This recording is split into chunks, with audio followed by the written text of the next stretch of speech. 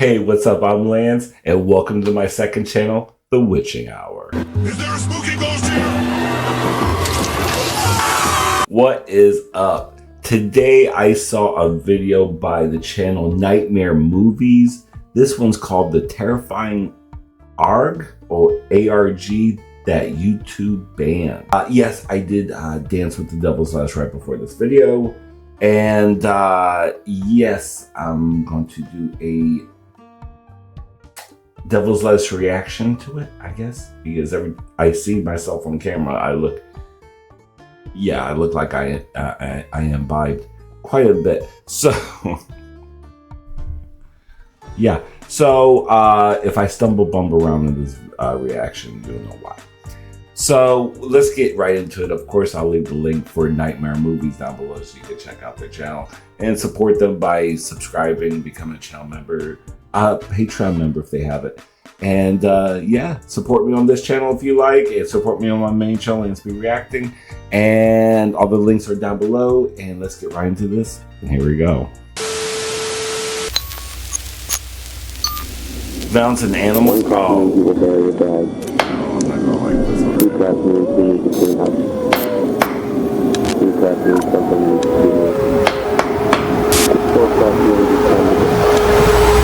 There seems to be a growing want for long-form storytelling on YouTube that I think is slowly being satisfied. For instance, analog horror is a huge genre now, with lore-heavy and long-running series like the Mandela Catalog skyrocketing in popularity. In the same vein, there have been attempts to tell darker, more disturbing stories. Whether or not you enjoy it, series like The Painter prove that there's at least a morbid curiosity for extremely dark stories here on YouTube.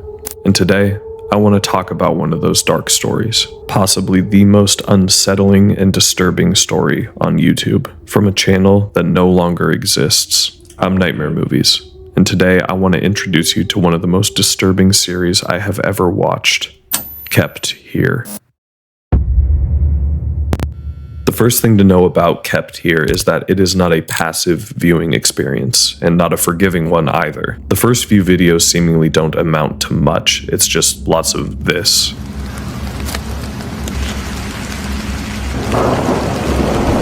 Alright, I already know that I'm going to have to deal with some age restriction stuff on this video. I already could tell I'm going to have to might do some edits in this video, because when it starts getting with YouTube and dark stuff,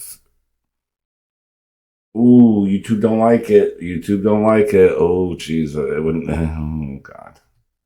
Oh, I hit the wrong fucking button. Either. The first few videos seemingly don't amount to much. It's just lots of this. Blair Witch Project footage, basically. And that's a consistent theme throughout the story. There is a purpose to it, however. You see, the person we follow throughout the series has an unhealthy obsession with filming everything he possibly can. And that's also not an excuse for lazy storytelling either. This is a non-linear story we're following, separated into segments frequently. So I'm going to do my best to create a clear narrative to follow. But with that being said, if there's anything any of you watching notice, let me know. Now, let's break down the story tape by tape. Was it like the Pacific tapes? The Pacific tapes? I can't even, the Pacific, the whatever tapes.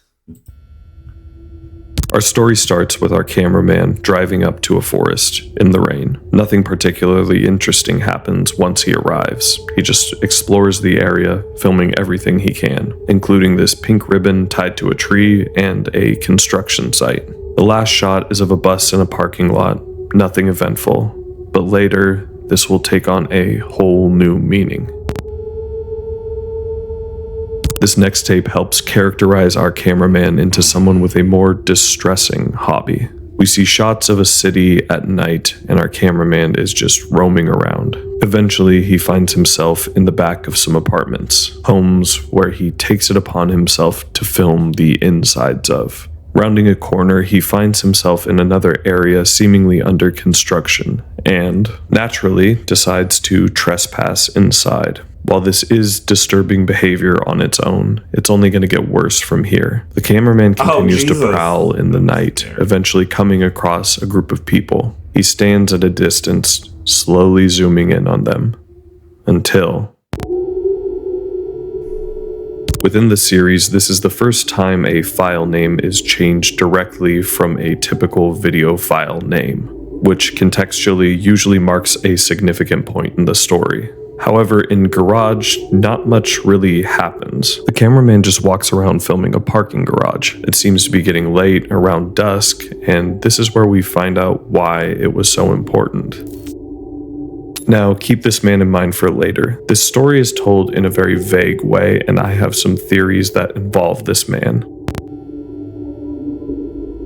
As you can tell by the video titles by now, we're hopping around chronological order of these files, and even though this file isn't named, like most of the other videos, I do believe it holds some importance. The cameraman finds himself in a house that's still under construction. He films every floor of it until he stumbles upon a basement.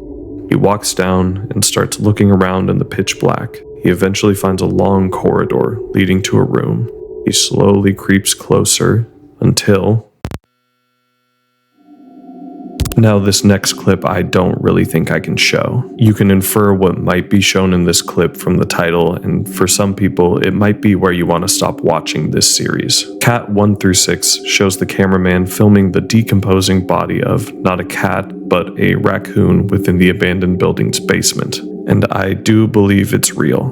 We can see the head decomposing with maggots crawling all around it. Even with that disgusting visual, there is still some importance to this tape. Underneath the raccoon, there's a piece of paper with something illegible written on it. Before we can read it though, we jump cut to outside, filming in the dark. The cameraman eventually pans. Thank you. What's his name of his channel again? Nightmare Movies, for blurring that. Thank you. To reveal a large campfire in the distance, and immediately stops filming. It seems that our cameraman has joined whoever it is at this campfire and is filming the embers. As he's filming, someone off screen speaks to him. We only hear the end of a conversation talking about the dead animal. The cameraman tilts up and reveals another person, a friend seemingly of the cameraman. With no answer to his previous question, he asks another interesting one. What were you telling me earlier about the girl? Dude, do you mind putting the camera down for a minute and actually talking to me? We harshly jump cut into what looks to be a food court in a mall. This is where the cameraman's behavior turns from voyeuristic to concerning. The cameraman takes us all around the mall until he eventually finds someone who catches his attention. A young blonde girl standing all by herself. The cameraman continues to film her as she walks all around the mall, stalking just out of her view. They make their way into a strange industrial part of the basement, and the cameraman is still filming her. She eventually walks off, and he seemingly gives up on the hunt. But soon enough, he finds another victim, a young girl in a purple jacket, sitting alone. He repeats his actions from earlier and stalks this unknown girl all around the mall. Eventually, she finds herself at an exit door, but she's not going to just leave by herself. She turns around, and just as it seems she might have spotted our cameraman, the title itself is disturbingly self-explanatory. Our cameraman has followed the girl in the jacket home. He hides a long ways away and uses his camera to zoom into her window. This is the first time in the series that the cameraman's actions have gone well beyond just filming strangers. Yeah. He sits and we watch with him as this girl gets ready for bed. She eventually walks off and the cameraman looks away. We cut after this to 2 more videos that I honestly couldn't make sense of from a story perspective. They're mostly just the cameraman taking videos of clouds and looking around from the house that's under construction that he's seemingly made his home base of sorts. But the videos after are where the story takes a turn.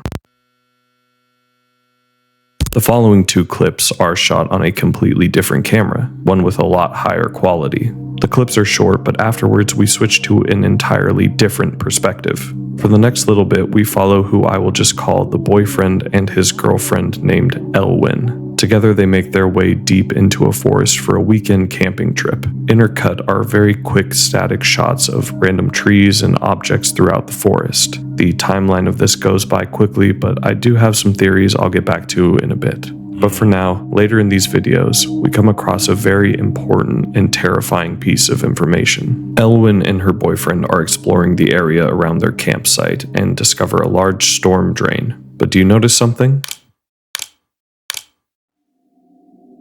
Elwyn and her boyfriend have decided to camp out in the exact place from the beginning of this series, a place our cameraman frequents to film. Now you can imagine where this might be heading. For now, nothing too concerning happens though. The couple continues filming their weekend trip as normal, exploring all around and having fun, but it's short-lived with the inclusion of this next video. Is this yours? Do I need to pack that, or is it like trash? Whoa. What's that, like a mini DV tape? I guess. Was this in the bag? No, that was just sitting up by our stuff. No, it's not mine, but I'll take it. Okay. We'll see what's on it. It seems that they weren't alone in the forest. The cameraman was most likely following and filming them all weekend, and he may have accidentally left behind one of his DV tapes. An even more disturbing part is that I believe that while they were away, the cameraman may have gone through their belongings, found the boyfriend's camera, and filmed some random videos of his own. It could explain why throughout this section we cut to unrelated forest shots that are very similar to what the cameraman likes to film. The two eventually leave, and we switch perspectives back to our cameraman, where he films something I wasn't quite ready for, and I don't think anyone will be.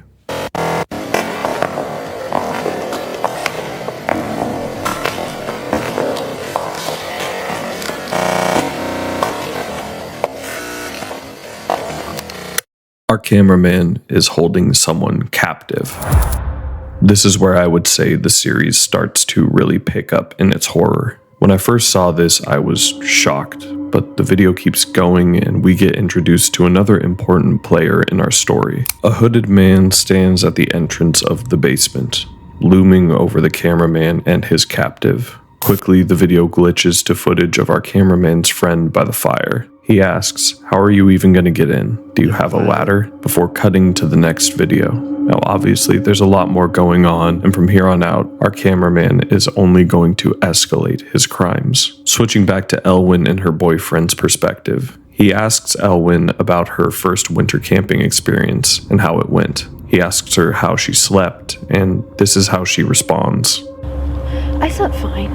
I only woke up like a few times. Did you sleep okay? What you looking at? Elwyn is obviously bothered by something, and as the clips go on, she only seems more and more anxious about something. What's up?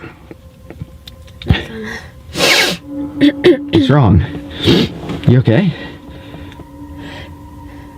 Yeah, I'm fine. I was just having like weird dreams last night and they sort of bother me. Wow, like... What? I don't want to. Elwyn? What? You want to stop the camera and we can talk about it? We cut back in time to one of the nights they were camping, and we can understand why she might have some trouble sleeping. Elwyn. What? You hear that? Hear what? Something moving around out there. It's probably just a deer. It sounds like there's something out there, like walking. It's okay, just... After their restless night of camping, we cut back to the cameraman's perspective. The first couple of minutes don't contain anything of note really, but once it turns to night, the cameraman makes his way back into his abandoned home. Once he enters the basement, we get another few shots of his hostage, and we can see that the bag man isn't actually restrained to anything. He is freely walking and crawling around the basement. Why hasn't he tried to escape? While the cameraman films, we can hear two loud claps coming from somewhere else in the basement. Something to keep in mind for later as well. We jump cut back to daytime and it looks like the cameraman is driving somewhere. We cut again and see that he's meeting up with another friend. This is some like dark web shit. Like, it's crazy. Different from the one by the campfire. He asks the cameraman if this girl is just okay with you filming her, before his friend tells him to stop recording. He continues to record, and the friend starts talking about how he cares about the project and other vague statements. This is also when we learn that our cameraman is actually named Alex. He tells Alex that he doesn't want to continue this project and that he's worried about Alex for hanging out with Kevin, who I assume was his friend by the fire. A lot of information is dumped here in this short conversation, but it raises some important questions. Mostly, what is this project that Kevin and Alex are working on? Fast forwarding a bit through this video, Alex is back exploring nature until he eventually wanders into a tent in the woods, the same one Elwyn and her boyfriend were sleeping in. Alex continues to explore the surrounding area until he eventually finds Elwyn deep in the forest. He zooms his camera in on her, and it seems he's found his next subject to follow. Cut to nighttime. Alex is out in the woods with a flashlight. Slowly, he approaches their tent. He quietly investigates, eventually peeping into the tent, and we see Elwyn fast asleep. He shines the light on her for a brief second, and it looks like her eyes flutter open, but we jump cut once again outside of the forest, unsure what Alex has done. Skipping through some of the video, we're back in the basement, and we can see that the raccoon has decomposed even further. However, there is no sign of the bagman. Alex enters the area from earlier with the chair, but it's now littered with cleaning supplies. Again, we jump to daytime. Back in the forest, Alex films the bagman, out in broad daylight, wandering through the trees. We find ourselves back at the pink ribbon in the storm drain area from earlier expeditions, and it looks like the bagman is dumping something into the ravine. Now, a lot has taken place in this one tape from Alex. So far, we know that him and his friend Kevin are working on some sort of project together that we can assume involves kidnapping and now murdering people. Remember all the way back at Garage when Alex was watching a man from a distance? Well, my theory so far is that he is the bagman and Alex kidnapped him and he's keeping him in the abandoned house. But there are so many unanswered questions still. Why doesn't he run away? Who is the dark figure watching over Alex? Whose body were they dumping? Well, we're going to get a few answers very soon. This is a very brief continuation of the last clip, but it gives a disturbing answer to one of our questions. After dumping the trash bags, we can see that the bagman is carrying a purple jacket, the same one from earlier that the girl in the mall was wearing. So, Alex kidnapped that girl, killed her, and is now dumping her body in the forest. But why is the bagman helping him? Jumping to our decaying raccoon, Alex shows us what was written on the piece of paper underneath it. It reads, "Please, God is watching." We cut forward to another clip titled Clap 2, and Alex is filming someone in a hazmat suit cleaning up blood on the floor, presumably from the girl he found in the mall earlier. At this point, the titles of the clips are getting strange, but they start to reveal more about the story the deeper we get into it. This next clip introduces a new person to the story, a girl this time, possibly the one Alex's unnamed friend was referring to earlier. Her and Alex are walking together at night. Eventually, they take a hike into the forest, and I start getting nervous. We anxiously watch them travel deeper and deeper into the woods, knowing that this can't possibly end well for this girl. We know what Alex is capable of, and this is where he is capable of acting on it. But before anything happens, You're taking the pills and you are mine now. You will follow the instructions I give you. Any deviation from these instructions will result in pain. The instructions are as follows. 1 clap means you will bury your bag. 2 claps means you need to clean up. 3 claps means something needs to be moved. 4 claps means it's time to go. this is the moment I knew this was different from any YouTube horror I had ever seen before. Everything about this is so hauntingly well crafted that I was just hooked. Seeing the bagman walked into the forest, followed by a man with a sledgehammer, then seeing his bloodied face was a haunting watch. So there's a lot to break down from this tape. First, it seems like Kevin has been drugging Alex and possibly even the bagman to condition them into obeying him. He gives these chillingly delivered instructions that contextualize earlier tapes. If you remember all the way back in DV100115, as Alex is filming the Bagman, we can hear 2 loud claps. Listening to Kevin's instructions, that means someone needs to clean up. Even the titles of some videos like Clap 1 and 2 are given more context. In those videos, they were burying a bag and cleaning up the mess afterwards. My guess is also that the dark hooded figure appearing in these videos is Kevin, and he is now seemingly puppeteering Alex and the Bagman to commit murders for him. A horrifying revelation, and it has been so expertly built up. But the story isn't over yet. You want me to take the sledgehammer? It's easier the other way. So the girl from RLMR doesn't seem to be one of Alex and Kevin's victims, but one of their accomplices. Together we can assume that from the last clip, all 3 of them brought the Bagman out into the woods and beat him to death with a sledgehammer. The clip cuts forward and we see Alex burning a Polaroid. As it burns, we get a blurry look at what the picture might be. And from what I can tell, it seems to be the girl that Alex brought to kill the Bagman, lying dead on the floor, face bloodied, just like the Bagman. So if they trusted her enough to help kill the Bagman, why did they kill her? Alex is once again exploring the forest at night. As he does, we see a dim light coming from the dark. No, well, what's the old saying goes? No honor amongst thieves and murderers. I'm sure that falls in the same suit. Alex approaches it and it zooms in. The camera struggles to focus on whatever this is, but it looks to be a person. As it zooms in more, we can make out this unsettling mask that's just staring at Alex, staring at us. Vulture. I want to give a little warning here. The next 2 videos are probably some of the most disturbing in the series. Kevin talks to Alex about a girl Alex has taken a liking to. Kevin then stands ominously outside of a house, and we cut back to nighttime. It seems like Kevin and one other person are roaming outside the house, and we cut to the next tape. Now, I cannot show some of this on YouTube. It's just too graphic, but I'll explain it as best as I can. For a minute, it seems like Alex is recording the ceiling of the basement. Suddenly, an image of a person covered in blood with a wooden spike rammed into their throat flashes on screen. We jump again and see the full message of what was written under the dead raccoon. It reads, "Please don't steal my tapes.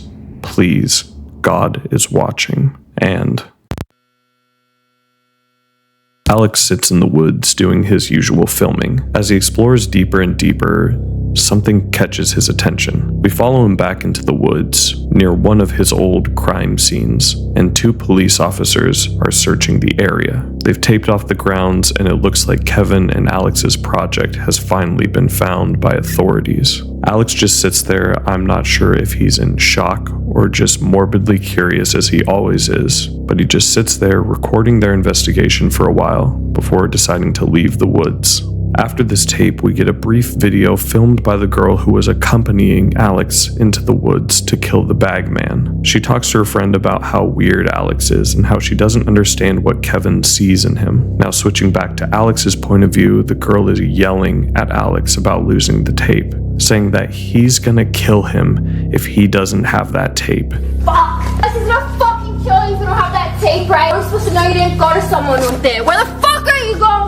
This next video is a strange one. It starts with this surreal sequence of someone crawling around covered by a white sheet, and I'm not entirely sure what any of it really means. But then we immediately switch back to our established handheld perspective. Alex is in this room covered with Polaroids, labeled with some very disturbing things. One picture of a person with a bag over their head reads, "fucking slut," and maybe the words Earl Hair below it. Another picture of a person reads, "whore cunt," with everything else scribbled out. One final one reads what I believe says, "Kevin with company." I just say, oh yeah, it's just some autistic kid. I mean, that's not an excuse. I'm trying not to get the police involved here. What am I supposed to do? Understand that it's your house, it's your face on the tape, no? You're recording that? No, I'm not recording. This audio file seems to be Alex's unnamed friend from earlier, speaking to Kevin about the lost tape. From what I can infer, Kevin and Alex must have filmed themselves killing someone and Alex lost the tape. Maybe the one that Elwyn picked up during her trip. Now the police have gotten involved. We switch perspectives for the final time, back to Elwyn's boyfriend, who we now know as Matt. He secretly records himself as he knocks on the door to Alex and Kevin's abandoned home. Eventually, Alex answers and Matt starts to question him. Saying nothing, Matt continues to bombard him with questions. Alex refuses to answer, and Matt continues to pursue. He says that Liam sent him, the person who I assume is Alex's unnamed friend. He keeps drilling him, Alex retreating into the basement, and as he does,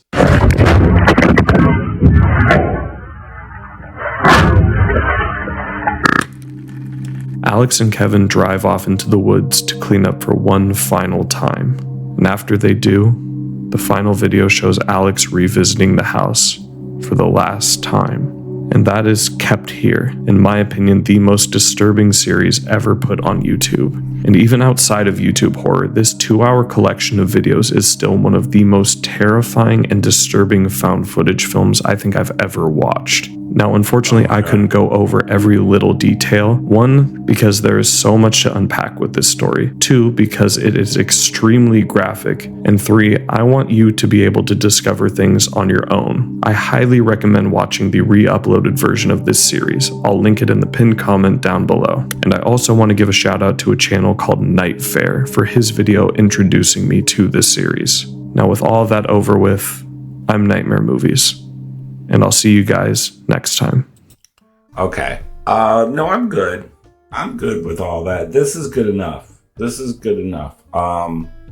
shows that mental illnesses and sickness in people.